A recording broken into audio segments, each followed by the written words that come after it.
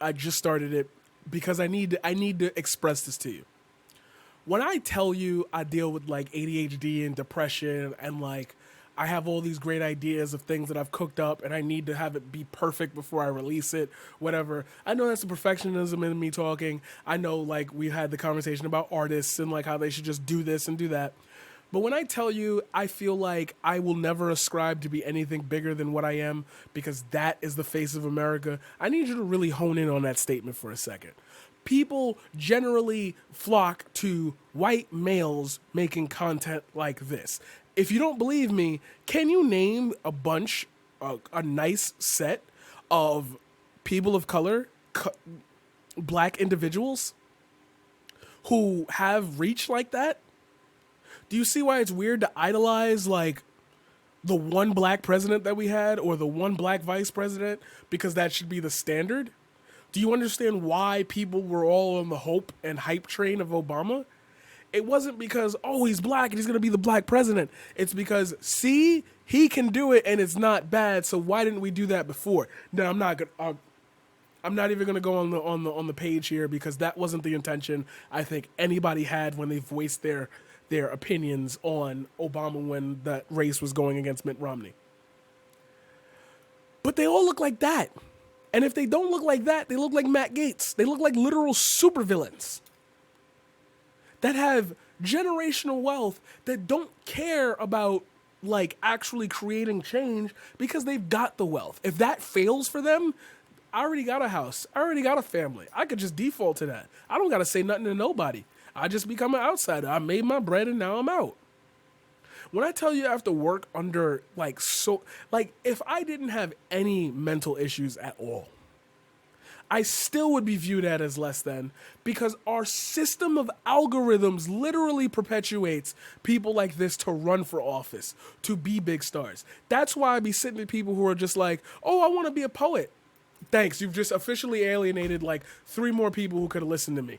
Why are you saying that? I'm not allowed to do what you do. I didn't say that. I'm just saying to you, you are a white person. Generally, people receive your art as being creative or more worth investing into than mine. Even if I can prove beyond a shadow of a doubt that, and I know how hard this is to say, that my art is objectionally better than yours because of the way it's approached, the soul that I bring into it. I have to prove myself a layer beyond you.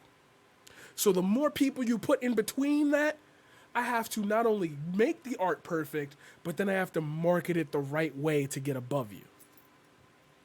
That's why the music scene is heavily dominated by people of color, yet the people who make the most money generally make music that is accessible to all.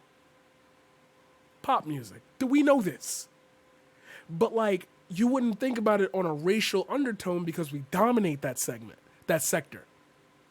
But who are the people? Who are the label managers? Who's the A&Rs? Who runs the music companies?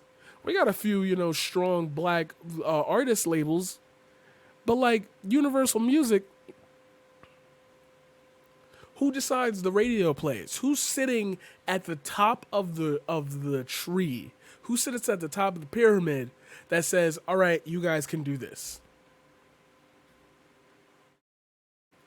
So when I say to you, "Yo, like, what the fuck is his issue?" It's because he's thinking about it from his perspective. These are fine things to say.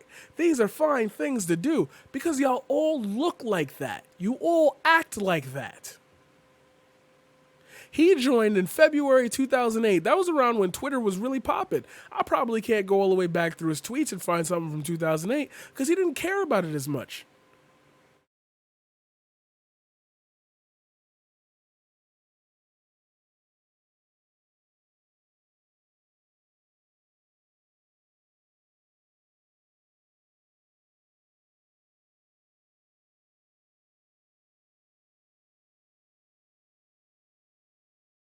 President Biden has signed an executive order creating the Presidential Commission on the Supreme Court of the United States. This faux academic study of a non-existent problem fits squarely within liberals' years-long campaign to politicize the court. Bro, can you just make it so police can't kill black people without getting arrested and jailed for it? That's all I want. Give me some healthcare with a side of UBI, and we'll be all right. But I feel like a lot of people in society want me to act right, and that'll get them to do it. So when I say to you, damn, I can't wait for my success. I can't wait for things to get better. I can't wait for X, Y, and Z to happen. I can't wait for, oh my God, like, I'm going to be the biggest poet. I'm going to be a spoken. Somebody linked me Rudy Francisco and said, hey, here's a black guy that's doing it like you. There's a woman I met. Her name is Metamorphosis. That's her stage name. One of the top 4 poets in the world, I believe, is what she said from her last Instagram post. Okay, that's nice. But your style of poetry is still dripping with the style of white people. Still. That's why when everybody sends me a poem, I really be sitting there like, this is what y'all like? This is why it's this hard for me to because I can't exude. I am a Leo. I was born December 25th. That means I am afraid of heights. Like, shut up. Shut up. You can't say it any different way. Y'all all perform the same and say different messages. Some hit. Many don't. But those are the ones with 3-4 million plays. Those are the ones with people going on tour. And it's like, you put better people in those positions, and that could help grow things. You put me in that position, let's say I was one of the biggest artists. All right, I know how to target to make sure I revive this local scene. Oh, I'm going to a high school, and I'm looking for the next poets that want to share their work with the world. I'm putting you on an album. I don't care if the album flop. Now you have something on your resume that says, oh, I did this. So they can help you start generating some idea of what you want to be when you grow up. Or you have leads now. So if somebody says, yo, I need somebody to do a write-up for me. I need somebody to say something pretty. Like, oh, I remember this guy introduced me to 12 people. I could pick one of them. Nobody else doing that. So if you're wondering at the end of this segment what the hell this has to do with John Cornyn, I just don't like the representations of what our society should look like, because they don't do the things that our society needs. Therefore, they're not representing us at all. They're representing a certain time period. And I can't deal with that no more. I can't. I refuse to, because it's pointless for me to have these conversations with you on how we evolve beyond what we are dealing with and really target the issues as long as people like this are still in power. Because people will think of America, and you know what they will see? They will see this. That's what our presidents look like. That's what the real important people look like. So even if I could do his job better, it wouldn't make a difference because I don't look like him.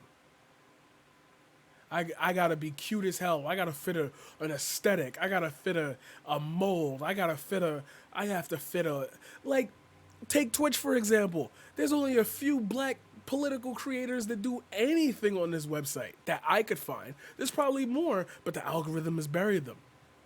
Not everybody's gonna be famous, but it seems like the people who are all kind of look the same. And again, this isn't trouncing success. I'm not going in that direction because it requires people to invest in you. I'm saying that there's an inherent bias in the way we invest in those who we believe are the cream of the crop or the most entertaining or the most this or the most that. And I wonder why that inherent bias seems to lead us exactly to the same point each and every time. Because until I figure that out, I'm always going to sit with, I can't just put this out there. I can't just be this person. I can't just live this way. I can't just, because even if I were to do those things, I'm still having to jump that hurdle to be seen as anything more than what you want me to be.